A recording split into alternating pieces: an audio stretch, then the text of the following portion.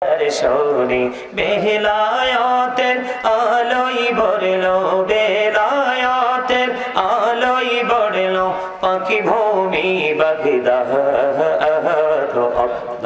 আল্লাহ আল্লাহ আল্লাহ আল্লাহ দেখাও হইলেন আল্লাহর ওলি শাহজালাল নাম যার শোনে দেখাও হইলেন আল্লাহর ওলি শাহজালাল নাম যার শোনে শোনে মহানদী পার হয়ে যায় শোনে মহানদী পার হয়ে যায় বিছানা যার পাহাড় আল্লাহ আল্লাহ আল্লাহ আল্লাহ আল্লাহ আল্লাহ আল্লাহ আল্লাহ আল্লাহ আল্লাহ আল্লাহ দেখাও হইলেন আল্লাহর ওলি আমানত শাহ নাম যার শোনে দেখাও হইলেন আল্লাহর ওলি আমানত শাহ নাম যার শোনে রহমান দিয়ে বানায় নৌকা রহমান দিয়ে বানায় নৌকা সই না হইও বাহা আল্লাহ আল্লাহ আল্লাহ আল্লাহ আল্লাহ আল্লাহ আল্লাহ আল্লাহ আল্লাহ ও প্রাণের মুর্শিদ তুমি আমার হইও গো কান্ডারি তোমার প্রেমে পয়রারি মুর্শিদ তোমার প্রেমে পয়রারি মুর্শিদ চড়লাম ঘর বাহারি রে ও প্রাণের মুর্শিদ তুমি আমার হইয়া গো কান্ডারি আল্লাহ আল্লাহ আল্লাহ লা ইলাহা ইল্লাল্লাহ মুহাম্মাদুর রাসূলুল্লাহ সাল্লাল্লাহু আলাইহি ওয়াসাল্লাম। সকলে বলুন আলহামদুলিল্লাহ।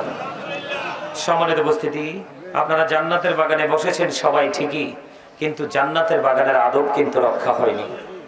আপনারা যারা একেবারে আমার কাছাকাছি বসছেন তারাই মোটামুটি বসাটা ঠিক আছে, আর আপনারা যারা পিছনে বসছেন সবাইকে বিনীতভাবে অনুরোধ করব, আপনারা সবাই জান্নাতের বাগানের মেহমান হয়ে বসুন। সবাইকে বলছি, আপনারা সবাইকে বলছি একবারে কাছাকাছি এসে বসেন। এটা কিন্তু জান্নাতের বাগানে বসার কোনো আদবই নয়, কারণ জান্নাতের বাগানে এসে বসবেন মৌচাকে যেইভাবে মৌমাছি বসে সেইভাবে বসবেন নামাজের সুরতে। যদি মনে করেন যে না হুজুর আমার তো একটু অসুবিধা আছে, বসতে অসুবিধা হয়, তাহলে আপনি আপনার ইচ্ছে মতো বসেন, তবে কাছাকাছি হয়ে বসেন। এটা হলো জান্নাতের বাগানের আদব। আমরা সম্মানিত উপস্থিতি, আমরাই জান্নাতের বাগানে এসেছি কিছু নিয়ে যাওয়ার জন্য, তাই না? কথা বলেন না? আপনাদেরকে এতক্ষণ তালিম দেওয়া হয়েছে। এই যে তালিম দিয়েছেন, আমি ওই রুম থেকে বসে বসে সব শুনছি। এই তালিম দেওয়ার মানেটা কি? এই তালিম থেকে আপনারা কি পাইছেন বলতে পারবেন আমাকে? আপনারা কিন্তু সবার বয়স মাশাআল্লাহ অনেক চমৎকার। যাদের আপনাদের বয়সটা এমন একটা জায়গায় যেখানে মানে আলোচনা করার, প্রাণ খুলে আলোচনা করার জায়গা, কারণ আপনাদের মধ্যে সব ধরনের ধারণ ক্ষমতা এবং সব ধরনের ক্ষমতা কিন্তু আপনাদের মধ্যে আছে। আপনারা জীবনের শুরু থেকে এগুলো ফেস করতে করতে করতে করতে আজ পর্যন্ত আসছেন। আপনাদেরকে যে তালিমটা দেওয়া হলো, এই তালিম থেকে আপনারা কি নিতে পারছেন বলতে পারবেন? কেন প্রশ্নটা করছি জানেন? প্রশ্নটা করছি এই কারণে, এই প্রশ্নটা আমি এই কারণে করেছি আপনাদেরকে, যে এই মাহফিলে যখন আমরা আসি, মসজিদে যখন আসি, দিনের কোনো কাজে যখন আসি, আমরা কিন্তু তখন কিন্তু আমাদের দেহের কোনো চাহিদা থাকে। কথা আপনারা বুঝেন কি? আমাদের দেহের কি কোনো চাহিদা থাকে? চাহিদা থাকে কিসের? আত্মার। কে বলেছেন? আপনি, তাই না? হ্যাঁ, আমি বুঝতে পারছি, সাউন্ড দেখেই বুঝতে পারছি। আপনারা ভয় পেলেন কেন? সম্মানিত উপস্থিতি, শুধু আমাদেরকে মসজিদে গেলেই চলবে না, মিলাদে গেলে চলবে না, মাহফিলে গেলে চলবে না, মাহফিলে এসে বসলে চলবে না। আমাদের নির্দিষ্ট একটা প্রত্যাশা থাকতে হবে। নির্দিষ্ট একটা কি থাকতে হবে? নির্দিষ্ট একটা চাওয়া আমাদের মধ্যে থাকতে হবে, তাই না? আহারে আপনারা কথা বলেন না কেন? আপনাদেরকে আল্লাহ কেন পাঠাইছে? আমাদেরকে আল্লাহ রাব্বুল আলামিন কেন পাঠাইছে, বা কেনই বা আমাদেরকে আপনাদেরকে জবান দিছে বলতে পারবেন? শুধু খাওয়ার জন্য নয়, শুধু কথা বলার জন্য নয়। আল্লাহ রাব্বুল আলামিন আপনাকে আমাকে জবান দিয়েছে। আল্লাহ রাব্বুল আলামিন বলেছেন, remember me then I will remember you. Allah রাব্বুল আলামিন বলেছেন, remember me then I will remember you. Allah রাব্বুল আলামিন বলতেছেন, ফাযকুরুনি আযকুরুকুম। আল্লাহ বলতেছেন, তোমরা আমাকে স্মরণ করো, আমি তোমাদেরকে স্মরণ করব। তার মানে স্মরণ হলো বাংলা শব্দ, আরবিতে এটাকে বলা হয় জিকির, ইংলিশ এটাকে বলা হয় রিমেম্বার। এই জন্য আমি আগেই বলেছি আপনাদেরকে, আল্লাহ বলেছেন তোমরা আমাকে স্মরণ করো, আমি তোমাদেরকে স্মরণ করব। আপনারা কথা বলতে পারেন না? আপনাদের মধ্যে বোবা মানুষ আছে না? নাকি পেটে খিদা লাগছে? কার কার পেটে খিদা বলেন, আমি বলবো যে কিছু খেয়ে আসেন। আপনাদের পেটে খিদা আছে? রুহে খিদা আছে? পেটে খিদা থাকলে সমস্যা নাই, যদি রুহে খিদা থাকে তাহলেই সমস্যা। এই আমার দিকে তাকান। পৃথিবীর অবস্থা মোটেও ভালো না, এর মধ্যে সবচেয়ে বেশি খারাপ আমরা মুসলিম কান্ট্রির মানুষ হয়েও কিন্তু আমাদের মুসলমানিত্ব নেই। এটা হলো আমাদের জন্য সবচেয়ে বড় ভয়ঙ্কর এক দিক। কারণ রাসূল বলেছে, যখন ইসলাম গরিব হয়ে যাবে তোমরা তখনই কিয়ামতের অপেক্ষায় থাকবে। বিয়ে হলো ফরজ কাজ। কি কাজ? দুটি জীবন এক হওয়া। এই ফরজের মধ্যে মিউজিক কি, যেটা একেবারে টোটাল হারাম। তো কি হয়ে গেল? আমরা কি ইসলামের আইন মানছি? কথা বলেন, মানছি? এই যে আমি আসার সময়, আমি যখন আসছি তখন কিন্তু মাগরিবের আজানের প্রায় আধা ঘন্টা বাকি বা তারও বেশি। দেখলাম দুপাশ দিয়ে মানুষ খালি ঢুকতেছে আসতেছে। মানুষগুলো কোথায়? মনে হচ্ছে যে এটা একটা শুটিং স্পট। মনে হয় যে এখানে যে দোকানপাট গুলো বসছে এগুলো শপিং মল, এখান থেকে কিছু শপিং করার জন্য আসছে। এটা কিন্তু মাহফিলের যে পরিবেশ এটা হওয়া উচিত নয়। কারণ এখানে আসলে আপনার গুনাহ মাফ হয়ে যাবে। এই যে আপনারা এতক্ষণ পর্যন্ত তালিম করলেন, আমি আপনাদেরকে বারবার প্রশ্ন করেছি, একটা লোক মাত্র উত্তর দিয়েছে আমার চাচা, তাও কালো। এই জন্য আমার কাছে আল্লাহর কাছেও কালা লোক ভালা, আমার কাছেও কালা লোক ভালা। জোরে কোন সুবহানাল্লাহ। আর জোরে। আবার বলে মনে মনে কইব, হুজুর তা আপনি দি সুন্দর। তা আমি সুন্দর তো কি হইছে? আমি ভালো হইতে পারলে না ভালা, চামড়া সুন্দর দিয়ে আল্লাহর কিছু যায় আসে? দামি যায় নামাজে খারইছেন তাতেও আল্লাহর কিছু যায় আসে? কথা কি বুঝতে পারছেন? আল্লাহ চায় মানুষের কালবের দিকে। আমি আপনাদেরকে ছোট্ট একটা এক্সাম্পল দিয়ে আজকে আমি আমার আলোচনা যাব। কেন যাব, কেন এক্সাম্পলটা দিব? কারণ আপনাদের অনেক বেশি ঘাটতি। এখনো পর্যন্ত কিন্তু নিজেদেরকে চিনতে পারেননি। এখনো পর্যন্ত যদি চিনতে পারতেন, যিনি তালিম দিয়েছেন উনি যখন তালিম দিচ্ছেন এই প্যান্ডেলে জায়গা হওয়ার মতো কথা না। গত কত তারিখে জলিলিয়া দরবার শরীফে গেলাম, যে গত 17 তারিখে নিয়ে গেছিলাম। ওই যে জলিলিয়া দরবার শরীফ গত 17 তারিখে, ওই যে আল্লামা এম এ জলিল সাহেবের নাম শোনেন নাই আপনারা? আমাদের বাংলাদেশের সুন্নিয়তের একজন রণবীর ছিলেন। ওনারই দরবার 14 বছর হয়েছে, উনি পৃথিবী ছেড়ে চলে গেছে। ওনার দরবারে এবার আমার অদম গুনাহগারকে ওনার স্পেশাল ভাবে ইনভাইট করেছে। আমি গেছি। এই প্যান্ডেলটার মতো কয়টা প্যান্ডেলের সমান হইব রে? আরে তোর বোকার মতো কথা বলস। এই প্যান্ডেলটার মিনিমাম 5 থেকে 6টা প্যান্ডেলের সমান হবে শুধু পুরুষ প্যান্ডেলটা। আমি যখন ঢুকতেছি তখন ওনারা বলছে যে হুজুর, মহিলা এই পর্যন্ত প্যান্ডেলে 5000 ঢুকছে। কত হাজার? কোন ধরনের কোনো বেয়াদবি নাই, কোন ধরনের কোনো শৃঙ্খলতা নাই। পুরুষ যাচ্ছে পুরুষ প্যান্ডেলে, নারী যাচ্ছে নারী প্যান্ডেলে। কেউ কারো দিকে তাকাচ্ছে না, কেউ কাউকে ডিস্টার্ব করছে না। এত সুশৃঙ্খল পরিবেশ। বলে হুজুর কেন বললেন? আমি যখন স্টেজে ধরলাম, জিকির শুরু করলাম, সাতক পাখির মতো প্যান্ডেলটা একটু এলোমেলো ছিল, একেবারে পরিপূর্ণ হয়ে গেল। আর একটা মানুষ কোনো নড়াচড়া নাই, একমাত্র হাজত ছাড়া। বলে হুজুর এই কথাটা কেন বললেন? বলছে এই কারণে আমাদের যেই মানে সেন্সিটিভ ভাবে আমাদেরকে দরবারগুলোতে অ্যাটেন্ড করার কথা, সেই জায়গাটা কিন্তু আমরা করতে পারছি না। তার কারণ কি জানেন? আমরা আমাদেরকে এখনো পর্যন্ত চিনতে পারিনি। আসেন আসেন বসেন। ওনার ছোট ভাই না, আজকের সভাপতি সাহেবের ছোট ভাই, সহ সভাপতি। আলহামদুলিল্লাহ বলেন। আর জোরে বলেন না, আরে জোরে। সম্মানিত উপস্থিতি, এই মানুষটা আপনাদের পীর সাহেব কেবলা, তাই না? আমার সাথে এত গভীর প্রেমের বন্ধন। এবছর বিশ্বাস করেন, আমি গতকালকে অসুস্থ, গতকালকে প্রোগ্রাম ক্যান্সেল করছি। গেছি রে গতকালকে প্রোগ্রামে, গতকালকে প্রোগ্রামে যাইনি, এত অসুস্থ ছিলাম। গত বছর না জানি এর আগের বছর রাস্তা থেকে ফিরে গেছি অসুস্থ হয়ে, জ্বর। তা আল্লাহরে বলছি, আল্লাহ যে মানুষ আমাকে এত ভালোবাসে উনি দেশে আসছে, দেখা হয় নাই, আমি যেন অন্তত পক্ষে যে আলোচনাটা ওনার সামনে বসে করতে পারি, আমাকে অন্তত পক্ষে সেই সুযোগটা দেন। আলহামদুলিল্লাহ বলে। আমি আপনাদের কাছে আসছি, কতটুকু আলোচনা করতে পারবো জানি না। আমার কিন্তু আজকে যে জানুয়ারির 5 তারিখ থেকে এই পর্যন্ত কিন্তু অসুস্থ, খাবার নাই, খাবারের মোটেও রুচি নাই। একটা জ্বর আসছিল, জ্বরের পরে ঠান্ডা কাশ হয়েছে, এরপরে যে রুচি কোথায় গেছে নিজেও জানি না, কিন্তু দৌড়াইতে তো হইতেছে, ওই আগে থেকে শিডিউল সেটিং করা। যাই হোক, আমি আমার কথা বলছি না, আমি যতটুকু আলোচনা করতে পারি আপনাদেরকে সন্তুষ্ট করার মতো কাজ করব। কারণ আমি আরো আগে একবার আসছিলাম, অনেক রাত্রিতে এসে দেখছি মুরব্বীগুলো, প্রত্যেকটা মুরব্বীর সিনায় দেখছি প্রেমের বাসা, ভালোবাসার, মনে হয় যে সিনাটা ভালোবাসার একটা গোড়াউন। সুবহানাল্লাহ বলেন। সম্মানিত উপস্থিতি, আমি আপনাদেরকে বলে দিতে চাই একদম স্ট্রেট ফরওয়ার্ড ভাবে, আপনারা একটু মন দিয়ে শুনবেন। আমার কথা শুনতে হলে আপনাদেরকে কিছু শর্ত মানতে হবে। এই সাইড টক হবে না কিন্তু, এটা কিন্তু এখানে কাউন্টিং হচ্ছে। আসলে জান্নাতের বাগানে আসতে হবে, এখানে কিন্তু ভিড় জমানো যাবে না। Out, get out. ওই পাশ দিয়ে প্যান্ডেলে জায়গা আছে, কি বলেন? ঠিক আছে না? সম্মানিত উপস্থিতি, আপনারা যারা এসেছেন এতে আমি অনেক খুশি। আলোচনা শোনার মতো মানুষ যদি না হয় 1 লক্ষ থাকলেও লাভ নেই। আর আলোচনা শোনার মতো মানসিকতা নিয়ে বসলে 5 জন মন্দ নয়, ঠিক না বলেন? আলোচনা শুনতে হলে শর্ত হলো, ভাই এখানে দাঁড়ানো যাবে না। যদি পুরো প্যান্ডেল ফিল আপ হয়ে যায় তারপরে এখানে দাঁড়াবেন, প্যান্ডেলে যান।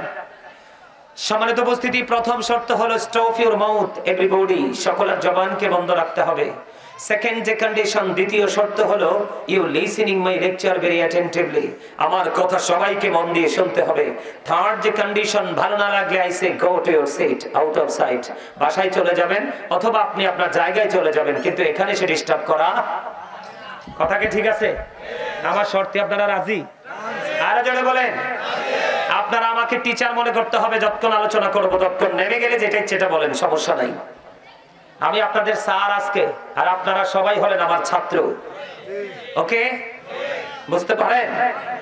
একদম সোজা সাজা কথা।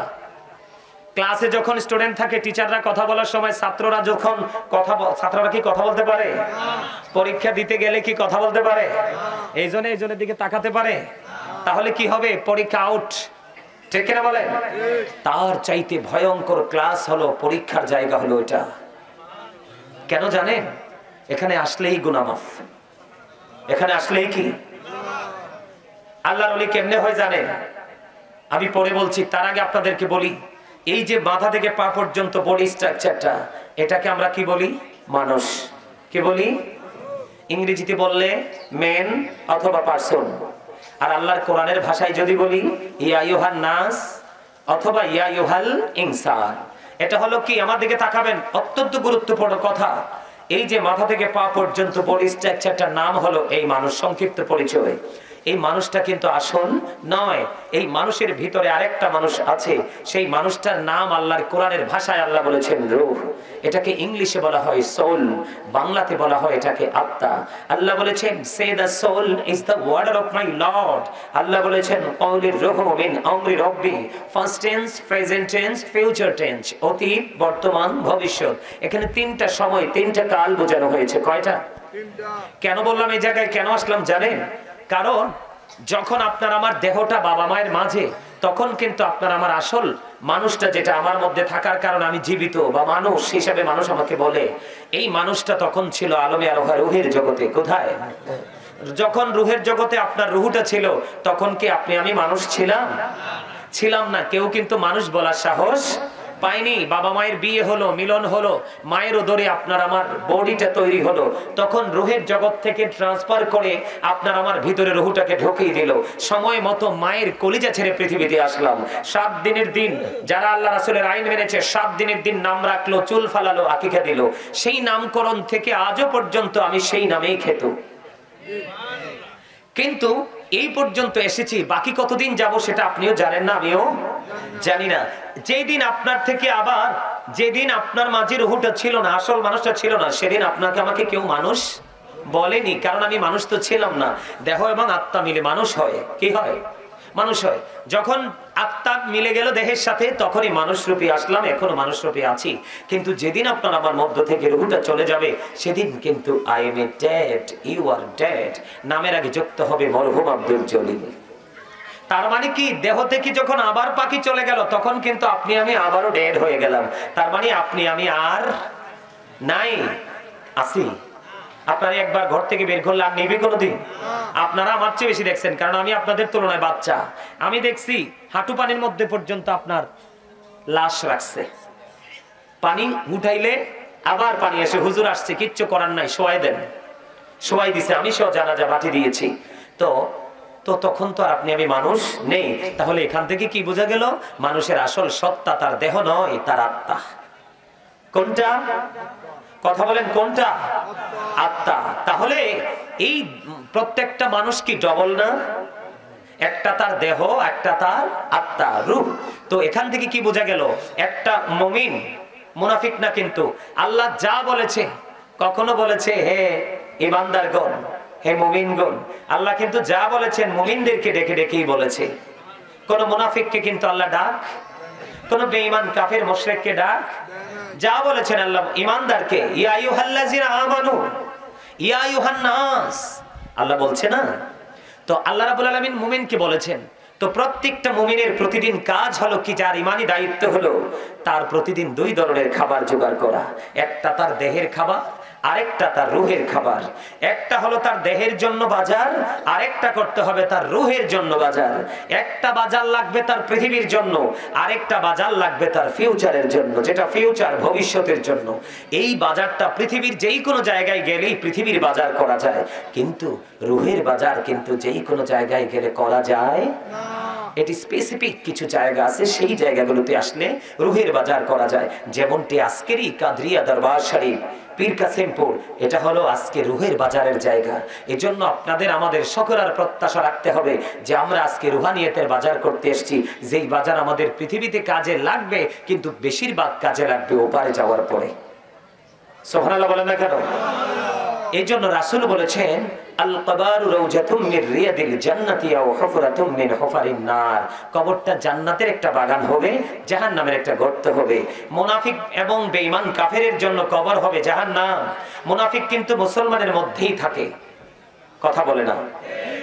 আপনার আমার মাঝেই থাকে, কিন্তু বেঈমান কাফের আপনার আমার মাঝে থাকলেও কিন্তু তারা পুরোই আমাদের থেকে ডিভাইড, আলাদা, তাই না? তো এই জন্য আপনাদেরকে বলছি, রাসূল বলেছেন কবরটা দুইটা রূপে রূপান্তরিত। এক ভাগ কবর কারো কারোর জন্য জান্নাত হবে, কারো কারোর জন্য জাহান্নাম হবে। যারা মুমিন মুত্তাকি তাদের জন্য হলো কবর জান্নাত, আর যারা মুনাফিক থেকে বেঈমান কাফের মুশরিক তাদের জন্য কবর হলো কি?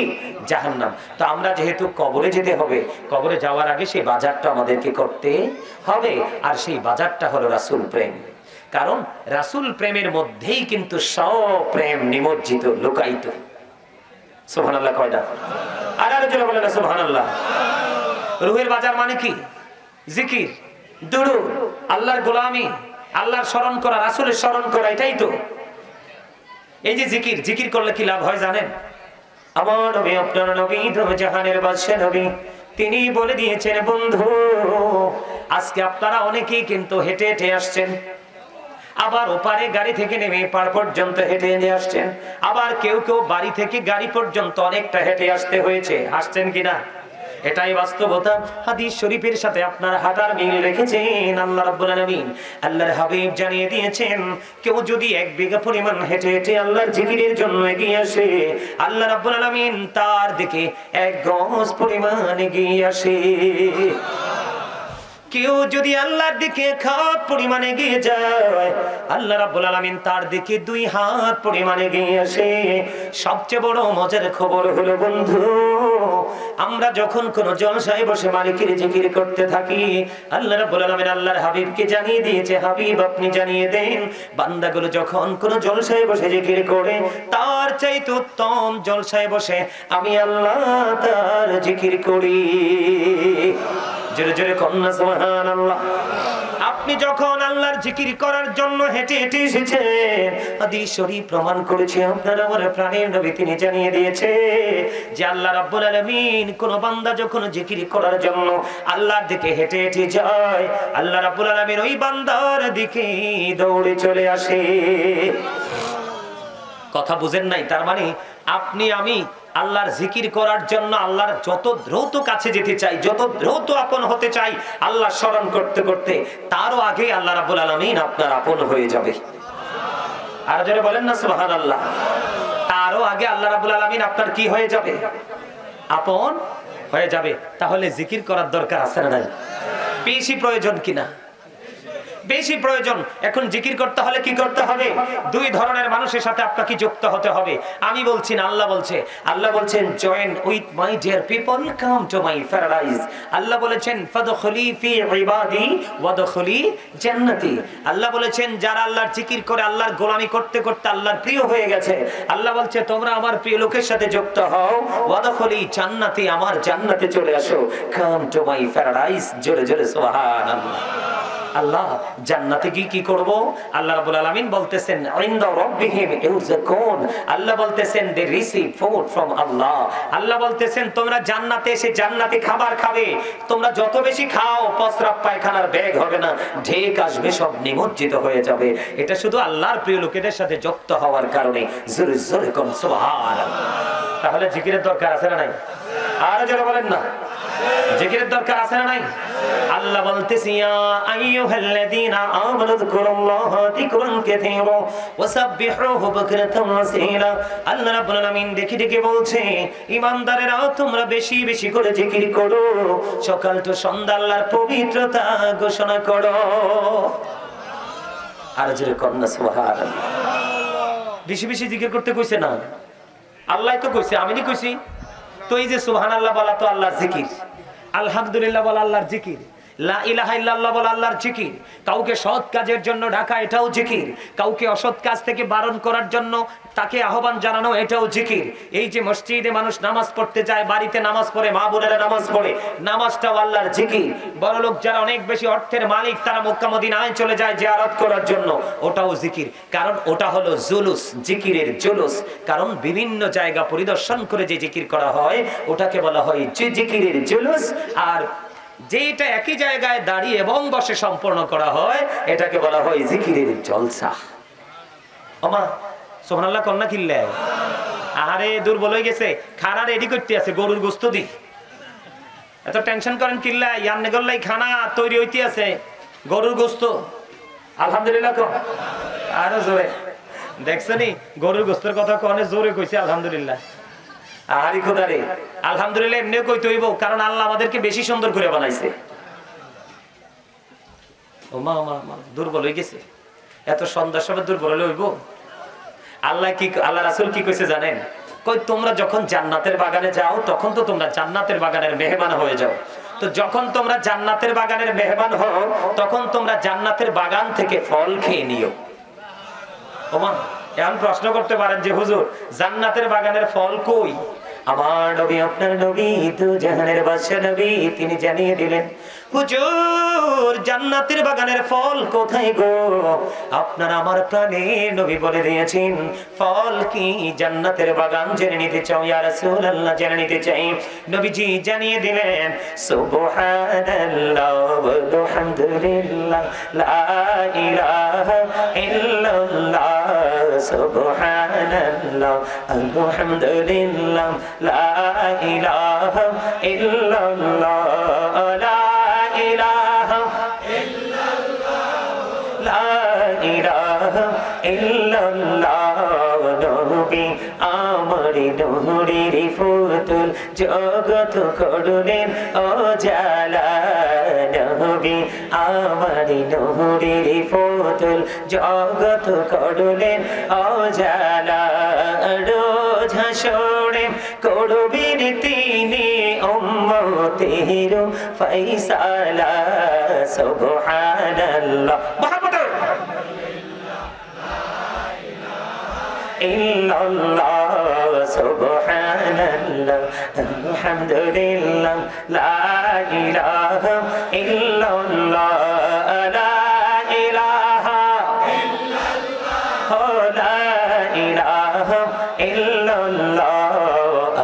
আরশ কুরসি লৌহ কলম সৃষ্টি যাহার ওসিলা আরশ কুরসি লৌহ কলম সৃষ্টি যাহার ওসিলা যে আল্লাহ খুশি হইয়া নাম রাখিলেন হাবিবুল্লাহ সুবহানাল্লাহ আলহামদুলিল্লাহ লা ইলাহা ইল্লাল্লাহ লা ইলাহা ইল্লাল্লাহ লা ইলাহা ইল্লাল্লাহ নামের সাথে নাম মিশাইয়া যারে আল্লাহ পাঠাইলা নামের সাথে নাম মিশাইয়া যারে আল্লাহ পাঠাইলা যে আল্লাহ দোস্ত বলে তাহার প্রেমে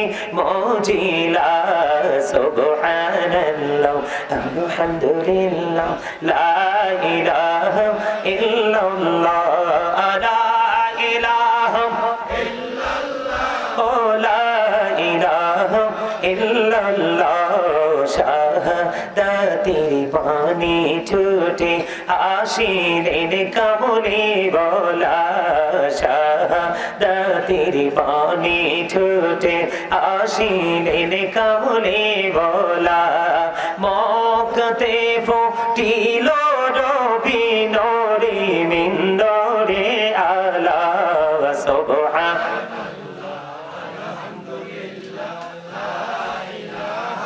ইল্লাল্লাহ সুবহানাল্লাহ আলহামদুলিল্লাহ লা ইলাহা ইল্লাল্লাহ লা ইলাহা ইল্লাল্লাহ লা ইলাহা লা ইলাহা ইল্লাল্লাহ মুহাম্মাদুর রাসূলুল্লাহ সাল্লাল্লাহু আলাইহি ওয়াসাল্লাম।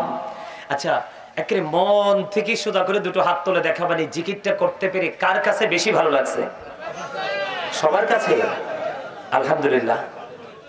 ওই যে বললাম আমি, এই যে জিকির করছেন না, আপনার ওই পরকালের বাজার করেছেন। কি করেছেন? এটা ওপারের বাজার। কেন জানেন? আপনি আপনার ব্যাগ যত বড় হবে ততই কিন্তু বাজার নিতে পারবেন। আপনার কাজের কোয়ালিটি যত ভালো হবে আপনি বেতন কিন্তু তত বেশি পাবেন। আর আপনি যত ভালো পড়াশোনা করবেন, সার্টিফিকেটে যে স্কোর থাকে সেটা যত বেশি বড় হবে, আপনার চাকরির চেয়ারটাও কিন্তু তত বড়। বলে হুজুর এখানে কেন আসলেন? এক্সাম্পলটা খুব দারুণ করে দিলাম বন্ধু। তার কারণ হলো আমার নবী, আপনার নবী তো জাহানের বাদশা নবী, তিনি বলে দিয়েছেন জিকিরটা জবান দিয়েও করা যায়, অন্তর দিয়েও করা যায়। তবে জবান এবং অন্তর মিলে যে জিকির করা হয় এটার চাইতে উত্তম আর কোনো জিকির হতে পারে না। ও পীর কাশিমপুর কাদরিয়া দরবার শরীফ সংলগ্ন আমার ভাই, আমার বাবারা, আমার মা বোনদেরকে ডেকে ডেকে বলবো, বিশেষ করে যুবক বন্ধুদেরকে ডেকে ডেকে বলবো, আপনার আমার প্রাণের নবী তিনি জানিয়ে দিয়েছেন বন্ধু, প্রত্যেকটা জিনিসকে পরিষ্কার করার একটা যন্ত্র থাকে। থাকে কি থাকে না? ও বন্ধু, মানুষের বডির ঘরের ময়লা দূর করার যন্ত্র হলো ওই মাওলার জিকির। জোরে জোরে সুবহানাল্লাহ। এই জন্য রাসূল বলেছেন তোমরা যখন জিকির করো এমন ভাবে জিকির করো মানুষ দেখলেই যেন তোমাদেরকে পাগল বলে। এই ওয়াজ যদি এখনকার যুবক ছেলেরা শোনে, এরা কইবো হুজুরের মনে হয় মাথা নষ্ট হয়ে গেছে। ঠিক না? পাগল বলতে ওই যে এলোমেলো আউলাকে সে পাগল বেশে ঘুরে, ওই সমস্ত সব চিনে না, টাকা চিনে, ওই পাগল না আবার। ঠিক কিনা বলে? ওইটা শুধু জিকির কিনবে, জিকির চিনবে, টাকা দিলে টাকা নেবে না। ঠিক না? ঠিক। কেমন পাগল? সব দিকে সব ধরনের জলসা আছে আর একদিকে চলছে জিকিরের বাজার। ওই পাগল কিন্তু সেই বাজার বাছাই করে নেবে। কথা বল না কেন? আল্লাহ রাসূল বন্ধু অত্যন্ত চমৎকার ভাবে আমাদেরকে ট্রেনিংটা দিয়ে দিলেন। জিকির করার কোনো কন্ডিশন নাই। ফাযকুরুল্লাহ কিয়ামান, দাঁড়িয়ে দাঁড়িয়ে জিকির করো, ও কুউদান, বসে বসে জিকির করো, ওয়া আলা জুনুবিকুম, শুয়ে শুয়ে জিকির করো। তারপরেও জিকির বন্ধ করা যাবে না। বন্ধু, এই জিকির আপনার মনের ঘরের ময়লা দূর করে দেয়। নবীজি বলে দিয়েছেন বন্ধু, নামাজ নামক জিকির। আল্লাহ রাব্বুল আলামিন, আল্লাহ রাসূল বলেছেন ছোট্ট একটা হাদিস শরীফ। হাদিসের রাবী হলেন হযরতে আবু যর রাদিয়াল্লাহু তাআলা আনহু। আপনার আমার প্রাণের নবী, দু জাহানের বাদশা নবী, তিনি জানিয়ে দিলেন বন্ধু, তিনি শীতের দিনে বের হয়ে দেখলেন শুষ্ক হয়ে গাছের পাতাগুলো বিরামহীন ভাবে জোরে জোরে পড়ছে। বৃষ্টি যখন দেখলেন বিরামহীন ভাবে পাতাগুলো ঝরছে, এই দৃশ্য দেখে নবীজি দুটো ডাল ধরলেন। ধরার পরে আবু যরকে ডাক দিলেন। আবু যর উত্তর দিলেন, লাব্বাইকা ইয়া রাসূলুল্লাহ, আমি হাজির হয়ে গেলাম। নবীজি একটা ডাক দিয়ে বলে, রে আবু যর, তুমি চাইয়া দেখো, শীতের কারণে গাছের পাতাগুলো শুষ্ক হয়ে জোরে জোরে পড়ছে। শীতের দিনে শীতের কারণে যেমনি করে গাছের পাতাগুলো ঝরে যায় রে, ঠিক তেমনি ভাবে আল্লাহ রাসূলের পাগল যখন নামাজ নামক জিকির, নামাজও কিন্তু জিকির। জিকির হলো আরবি শব্দ, বাংলাতে বলা হয় স্মরণ। নামাজের মাধ্যমে বান্দা আল্লাহর সাথে কথা বলে, এটা মুমিনের জন্য হয়ে যায় মেরাজ। ওপারে যাওয়ার পরে হয়ে যাবে জান্নাতের চাবি। ও বন্ধু, নবীজি বলে দিলেন, ওই শীতের কারণে গাছের পাতাগুলো যেমনি ঝরে যায়, আল্লাহর প্রিয় বান্দা যখন নামাজের মাধ্যমে আল্লাহর কুদরতি কদমে কপালটা লাগাইয়া দিবে রে, ওই শীতের দিনের গাছের পাতার মতো গুণাগুলি ঝরে পড়ে যাবে। তাহলে আপনার আমার আর কোনো ভয় নেই বন্ধু।